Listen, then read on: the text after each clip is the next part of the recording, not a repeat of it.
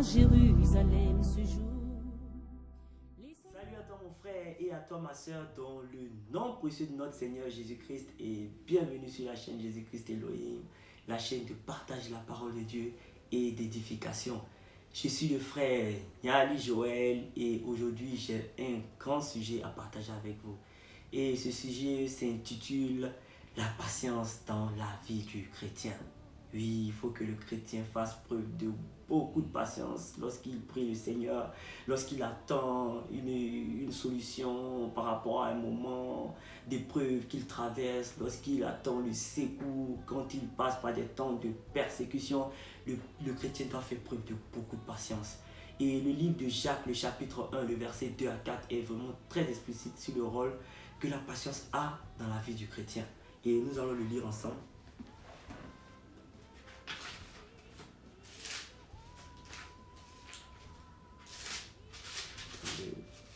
Jacques 1, le verset 2 à 4. Mes frères, regardez comme un sujet de joie complète les diverses épreuves auxquelles vous pouvez être exposés, sachant que l'épreuve de votre foi produit la patience. Mais il faut que la patience accomplisse parfaitement son œuvre, afin que vous soyez parfaits et accomplis sans faillir en rien. Ici, Jacques nous parle de la patience qui doit accomplir une œuvre parfaite dans la vie du chrétien.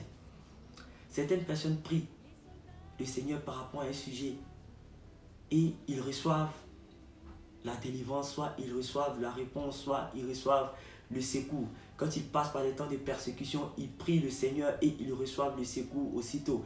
Quand ils ont des problèmes, ils prient le Seigneur et la solution apparaît. Mais par rapport au sujet, moi je ne parle pas de ce cas de figure-là. Moi je parle de la patience qui vraiment accomplit une œuvre parfaite dans la vie du chrétien. Quand la patience commence à accomplir son œuvre, c'est que cette épreuve s'inscrit dans la durée. Voilà, on ne peut pas parler de l'œuvre de la patience dans une épreuve qui n'a pas pris du temps. Voilà. Et par rapport à ce message-là, je vais vous donner le témoignage d'une sœur qui est passée par des moments vraiment difficiles, par des temps de persécution. En fait, cette sœur a été embauchée dans une société en même temps qu'un groupe de personnes. Et la politique intérieure de cette société, c'était quoi? C'était de récompenser le mérite. C'est-à-dire les agents devaient aller sur le terrain pour aller signer des contrats, pour faire signer des contrats à cette société, pour rapporter des marchés à cette société. Et il faut dire que la sœur a été vraiment bénie dans ce sens parce que elle a rapporté beaucoup de marchés à cette société. Elle a fait signer beaucoup de contrats à cette société. Et pour la récompenser, la société a commencé à la faire gravir les échelons. Et au fur et à mesure qu'elle rapportait les marchés, elle gravissait les échelons dans la société. Jusqu'à un certain moment à devenir chef de toutes ces personnes avec qui elle avait été embauchée. Et vous pouvez comprendre par là que cette situation a dû créer des jaloux, a fait que certaines personnes ont commencé à vraiment la combattre dans la société, ont commencé à s'opposer à elle dans la société. Parce que c'est pas facile, c'est pas facile pour d'accepter plutôt le fait que quelqu'un avec qui tu as commencé se retrouve à devenir ton chef. Pour certaines personnes, ce n'est pas facile. Et c'est dans ce sens-là que un soir, elle a fini le boulot, elle est rentrée à la maison. Et il y a une de ses collègues qui est passée par devant elle et elle est rentrée dans son bureau. Fouillé son bureau jusqu'à ce qu'elle trouve le kit de maquillage de la sœur. Dans le kit de maquillage de la sœur, il y avait son peigne là-dedans. Et vous-même, vous savez, dans les peignes, il y a toujours les restes de cheveux. Quand on se peigne, les restes de cheveux, ça ne manque pas. Et la collègue a pris les restes de cheveux de la sœur et elle allait faire des pratiques mystiques avec. Quelques jours après, la sœur rentre dans son bureau. Dès qu'elle met les pieds dans son bureau, elle commence à subir des attaques. Elle commence à piquer des crises, elle commence à faire des malaises et tout ça. C'était vraiment inexplicable parce qu'elle ne comprenait rien jusqu'à ce qu'elle rentre à la maison. Le lendemain, la même situation s'est reproduite. Elle a été attaquée et les jours qui ont suivi, lorsqu'elle met ses pieds au bureau, directement, elle commence à recevoir des attaques. Elle commence à subir des attaques. Jusqu'à ce qu'elle ne mette plus pied au bureau. Mais durant tout ce temps-là, elle demandait à Dieu, Mais Seigneur, qu'est-ce qui se passe? Seigneur, qu'est-ce qui se passe? Qu'est-ce qui m'arrive? Mais elle n'avait pas de réponse. Elle n'avait pas de réponse. Et arrivé à un certain moment, la sœur est passée à une seconde étape dans l'épreuve qu'elle traversait.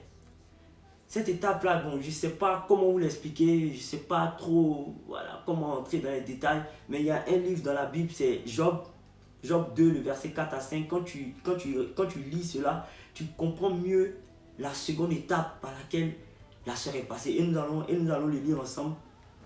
Nous allons le lire ensemble. Job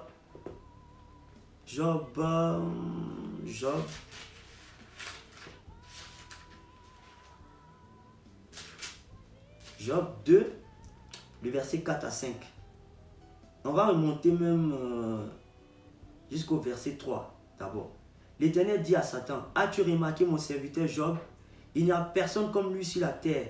C'est un homme intègre et droit, craignant Dieu et se détournant du mal. Il demeure ferme dans son intégrité et tu m'excites à le perdre sans motif. Et Satan répondit à l'Éternel, peau pour peau. Tout ce que possède un homme, il le donne pour sauver sa vie.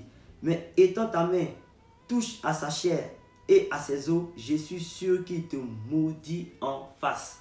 On va continuer au verset 6. L'Éternel dit à Satan, voici je te le livre, seulement épargne sa vie. Et Satan se retira de devant la face de l'Éternel. Vous voyez, lorsque Satan a dépouillé Job de tous ses biens, parce qu'il voulait que Job maudisse Dieu, lorsqu'il n'a pas réussi sa mission, il est monté au ciel. Et le Seigneur lui dit, tu as vu mon serviteur Job, tu as vu comment il est resté droit, tu as vu comment il est resté intègre devant ma face. Et le diable lui a répondu, peau pour peau. Ce qu'un homme a, il le donne pour sauver sa vie. Mais touche à sa chair et à ses os, je suis sûr qu'il te maudit en face. Certes, il a dit, en ne connaissant pas Job, parce que c'était mal connaître Job, parce que Job ne l'a pas fait. Mais je peux vous assurer que ce que Job a vécu, la sœur a vécu la même expérience. La sœur l'a vécu aussi. C'est-à-dire, elle avait tout le corps qui affichait des marques de brûlure. Comme si elle avait été jetée dans le feu. Et c'était terrible pour la sœur. Elle priait le Seigneur. Elle part à l'hôpital. Lorsqu'elle rentre à la maison, elle prie le Seigneur. Mais elle n'avait pas de réponse. Parce que c'était mystique. Moi, je peux prendre peut-être 5 minutes, 6 minutes à vous expliquer son témoignage, à vous raconter son témoignage. Mais je peux vous assurer que la sœur a vécu 4 ans dans la maladie. 4 années dans la maladie. Et c'était vraiment terrible. Et c'est lors d'un moment de prière vraiment appuyé, des longs moments de prière, que le pasteur a eu la révélation de ce qui était arrivé. Le pasteur a eu la révélation de ce que la collègue de cette sœur avait fait. Et toute l'église a commencé à intercéder dans ce sens. Dans le sens mystique, dans le sens, en fait, d'où venait le problème. Parce que c'est très important de savoir orienter la prière. Quand tu pries le Seigneur, quand tu adresses une requête au Seigneur, c'est vraiment important de savoir orienter la prière, de savoir orienter ta prière. Et suite à ça, la sœur a retrouvé la guérison. Petit à petit, elle a retrouvé la guérison jusqu'à ce qu'elle reprenne totalement son travail. Moi, ce matin, mon frère, je veux t'inciter à vraiment demeurer dans la présence du Seigneur. À rester dans la présence du Seigneur. Malgré le temps que ça met. Malgré le temps ou la durée. Reste dans la présence du Seigneur. Même si la solution tarde, attends la solution. Sois patient. Sois patient. Parce que dis-toi aussi que lorsque tu as décidé de marcher selon la parole de Dieu, lorsque tu as décidé d'accepter Jésus-Christ dans ta vie, ta décision a ouvert la porte à une multitude d'épreuves, une multitude de temps de persécution. C'est ça la vie du chrétien. Parce que Christ lui-même a dit, si quelqu'un désire venir après moi, qu'il renonce à lui-même, qu'il se charge de sa croix et qu'il me suive. La croix, ce sont les problèmes. La croix, ce sont les difficultés. La croix, ce sont les temps de persécution. Et renoncer à soi-même, c'est de ne pas tenir compte du temps, de ne pas tenir compte de l'impact que ce problème a sur sa vie. Mais de se concentrer sur le Seigneur, d'avoir les yeux fixés sur le Seigneur Jésus-Christ.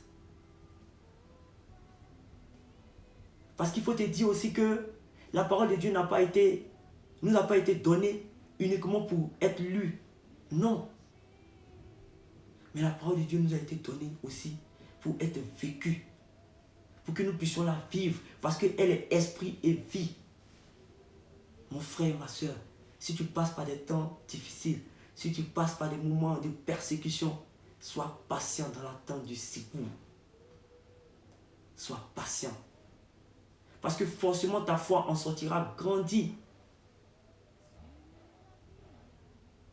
Parce que Jacques a parlé ici de l'épreuve de la foi. Tout ce que tu traverses comme difficulté est une épreuve. Et cette épreuve-là contribue à augmenter ta foi.